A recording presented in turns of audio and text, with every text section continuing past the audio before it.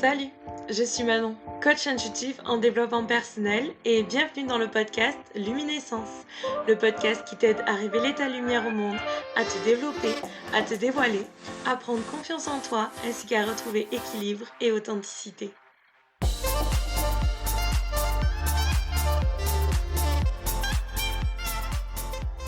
Bonjour à tous, j'espère que vous allez bien.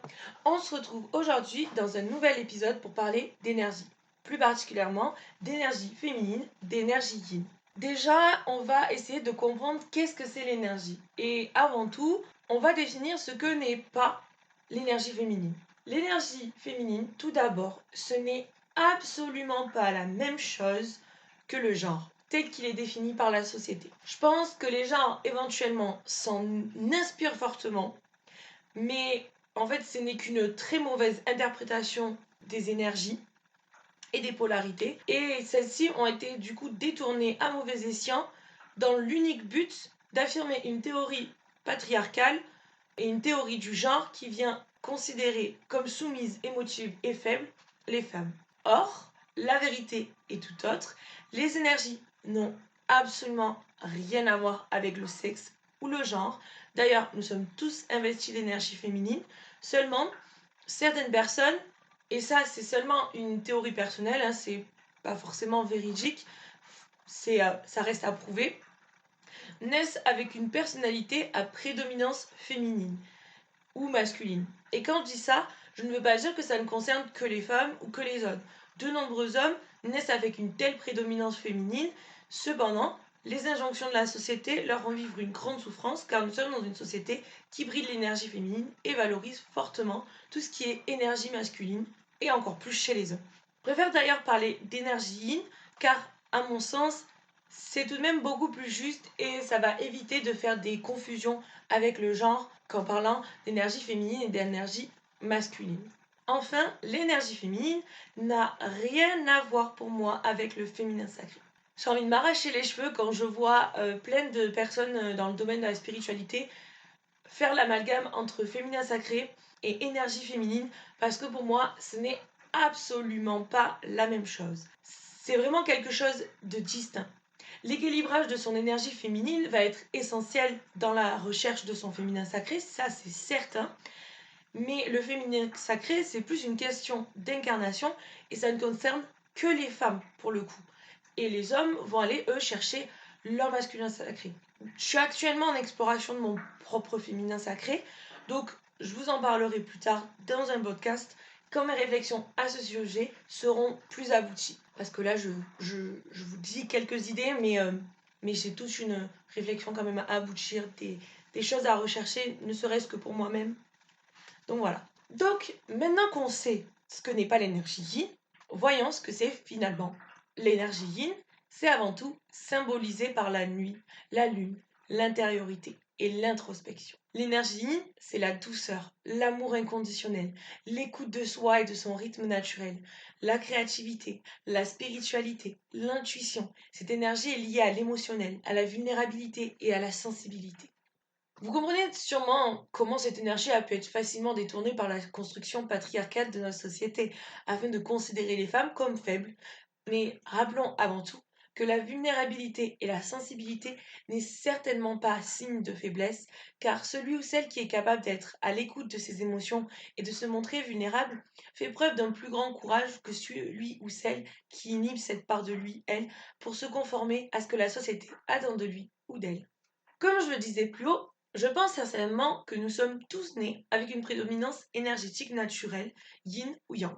Mais le but est tout de même d'avoir un équilibre entre les deux. Quand je parle de prédominance, je ne parle pas d'excès, c'est encore autre chose. Si vous voulez imaginer la chose pour mieux comprendre ce que je veux dire, c'est comme si on avait d'une part un liquide rouge et d'autre part un liquide bleu dans un tube à la même quantité. Seulement, un des deux brille ou est fluorescent. Voilà comment je vois l'idée de prédominance énergétique. C'est pas qu'il y en a plus que l'un ou l'autre, c'est juste qu'il y en a un qui ressort plus que l'autre. Il peut néanmoins arriver, cependant, qu'il n'y ait pas de prédominance et être dans ces deux énergies. C'est-à-dire, si on reprend l'image des tubes, les deux brillent ou les deux ne brillent pas. Et ne vous inquiétez pas, c'est tout à fait normal, c'est votre singularité. Je pense d'ailleurs que sur le plan énergétique, les personnes non binaires sont justement des personnes qui n'ont pas de prédominance en fait énergétique, mais je peux pas le confirmer parce que malheureusement, je ne connais aucune personne de mon entourage qui est non-binaire, donc c'est difficile de confirmer cette idée ou cette pensée. Donc faites-en ce que vous voulez. Mais revenons-en à notre énergie yin et essayons de décrypter le profil de la personnalité yin. Un seul mot, à mon sens, devrait décrire ces personnes. Je dirais que c'est le mot douceur. Douceur. La douceur, leurs gestes sont doux, leur voix, ils aspirent au bien-être, au calme, au repos, à la sérénité d'esprit, à une vie saine, à l'écoute des autres. Ça ne veut pas dire qu'ils ne font pas de grandes choses, au contraire, hein. Il y a plein de personnes qui sont en énergie yin, qui construisent euh, des entreprises, mais je dirais que elles le font avec plus de sérénité que des personnes avec prédominance yang. Et c'est pas le genre de personne que vous allez trouver sur 50 000 francs à faire plein d'activités diversifiées et à courir de partout. Ils dégagent des énergies d'accueil, de calme, de sérénité et d'amour inconditionnel. En leur présence, on a tout simplement l'impression d'être dans un cocon, surtout lorsque ces personnes incarnent pleinement leur énergie. Je vous en reparlerai, mais il s'agit de mon cheminement actuel, donc j'ai encore des réflexions à aboutir sur la question d'incarnation d'énergie, de comment incarner son énergie. Je ferai un podcast dédié, mais là encore, comme pour le féminin sacré, j'ai besoin d'affiner ma réflexion et ne serait-ce qu'à propos de moi, et ensuite je vous le partagerai. Donc ces personnes-là, on va beaucoup les retrouver dans des professions liées au domaine du bien-être, du soin énergétique, ou de la beauté, de la thérapie, du yoga, de la sophrologie, de la méditation, du sound healing, mais aussi dans des domaines très créatifs, notamment d'artisanat, qui demandent, on va dire, de la minutie, du calme, de la patience, beaucoup de patience, euh, la création d'objets, la peinture, un peu tout ça. Et aussi tout ce qui est danse, expression corporelle. Alors, ça ne veut pas dire que vous devez obligatoirement vous diriger dans ces domaines si vous êtes énergie yin. Je ne dis pas du tout ça. Je dis seulement que certains domaines, et notamment ceux-là, sont empreints fortement d'énergie yin et c'est dans lesquels les personnes qui ont une prédominance yin vont se sentir quand même très bien. Parce que ça va être des domaines où on va être assez serein et pas à courir partout. Il arrive bien souvent qu'une de nos énergies soit en souffrance. Cela arrive lorsqu'une de nos énergies est en excès et que l'autre est en déficit. Généralement, c'est notre énergie prédominante qui va être naturellement en excès, car nos parcours de vie vont venir l'accentuer et réduire notre autre part énergétique. Pour le cas de non-prédominance, il arrive bien souvent qu'une de nos énergies soit en souffrance. Cela arrive lorsqu'une de nos énergies est en excès et que l'autre est en déficit. Généralement, c'est notre énergie prédominante qui va être naturellement en excès, car nos parcours de vie vont venir l'accentuer et réduire notre autre part énergétique. Pour le cas de non-prédominance, vous pouvez vaciller au cours de votre vie entre excès de yin et excès de yang. Lorsque notre yin est en souffrance, c'est qu'il y a un excédent d'énergie yang chez nous, qu'il va falloir atténuer en cultivant notre énergie yin. Ça a été d'ailleurs mon cas, personnellement.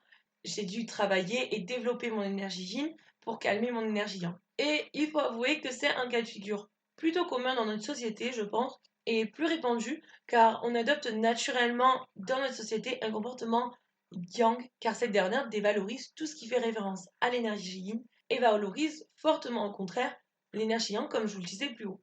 Je vous partage donc d'abord comment reconnaître un déséquilibre d'énergie avec un déficit de yin ou une dominance yang, et ensuite je vais vous expliquer que faire pour soigner cette part de yin blessée et vous rééquilibrer. Je parle avant tout au niveau émotionnel et pas au niveau physique. Je vous invite plutôt à aller vous renseigner sur internet. Moi je suis plus sur le plan émotionnel, mais éventuellement j'ai une théorie au niveau des mots physiques. Je pense que chez les femmes notamment, la plupart des problèmes hormonaux qui vont être dus à des problèmes au niveau de l'utérus, de l'appareil génital, des douleurs de règles et peut-être même l'endométriose sont à la base des conséquences d'un fort déficit de yin non traité. C'est qu'une théorie, vous la prenez comme vous voulez, mais quand je dis ça, ça ne veut pas dire que si vous rééquilibrez votre yin, vous n'allez plus avoir mal, vous allez régler vos soucis. À mon sens, c'est comme les cancers, c'est-à-dire qu'une fois que c'est là, ben, il faut passer par la médecine et, il va falloir passer forcément par la médecine pour soigner tout ça. Mais c'est-à-dire pour prévenir les choses, débloquer l'émotionnel et débloquer son énergie yin, ça peut éviter. Personnellement, j'ai une amie qui m'avait dit que après avoir vécu des violences dans son couple, elle était allée voir un magnétiseur et ce magnétiseur lui avait dit que si elle n'était pas venue se faire soigner ses énergies et ses blocages émotionnels chez un magnétiseur, elle aurait très bien pu déclencher un cancer. Donc voilà, je pense notamment à ça. Voilà, ça c'est une croyance, c'est une pensée, c'est pas prouvé scientifiquement, je crois pas. Donc voilà, prenez ça comme vous le voulez.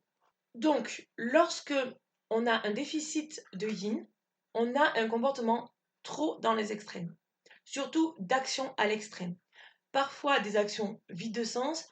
En gros, ça veut dire qu'on ne s'arrête jamais. C'est vraiment typiquement la personne qui court tout le temps partout, qui a des activités partout, qui est incapable en fait de vraiment prendre une pause, s'arrêter et dire on souffle, on se calme. C'est vraiment les personnes qui frôlent le burn-out ou qui en ont vécu un ou qui sont complètement dans un burn-out. Vous êtes aussi beaucoup trop dans le contrôle. Je dis vous, hein, mais moi aussi je l'étais. De vous-même, mais aussi des autres. De votre environnement. Vous êtes incapable de lâcher prise et de relativiser.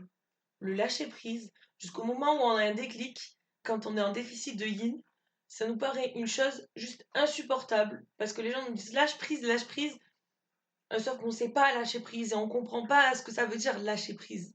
Vous inquiétez pas, vous n'êtes pas tout seul.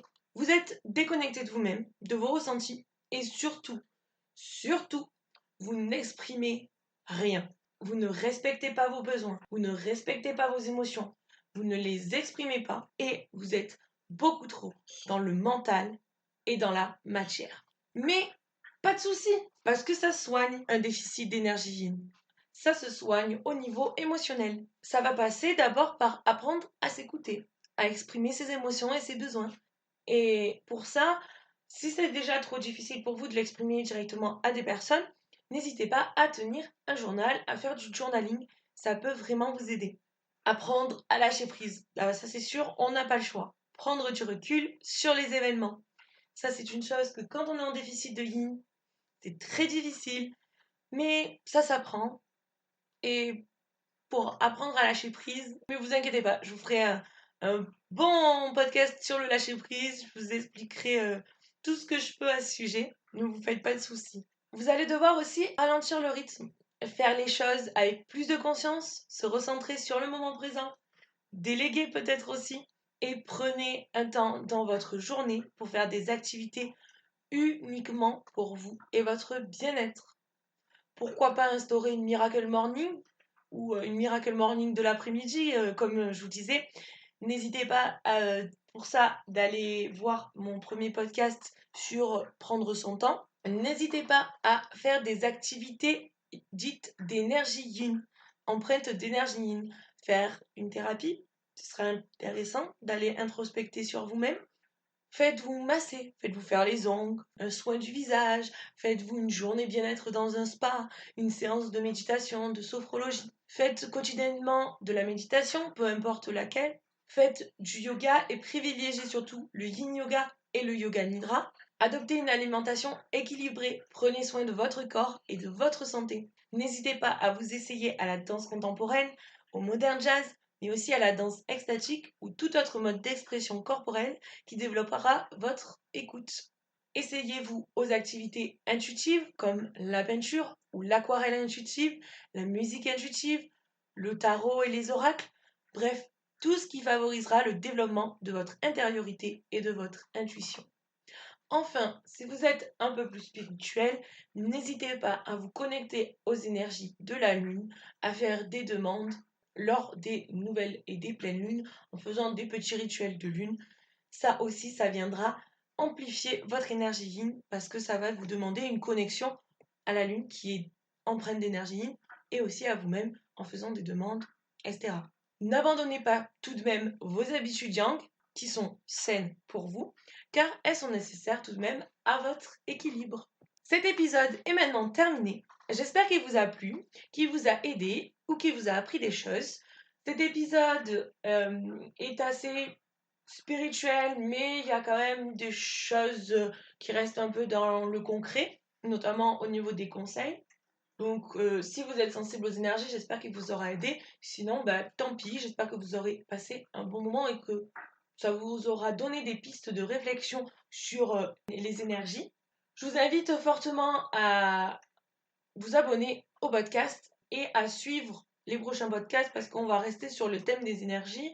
Le prochain podcast, ce sera donc sur l'énergie masculine. Je vais essayer quand même de faire des choses un peu différentes pour pas faire un copier-coller, mais avec les choses qui se rapportent à l'énergie masculine.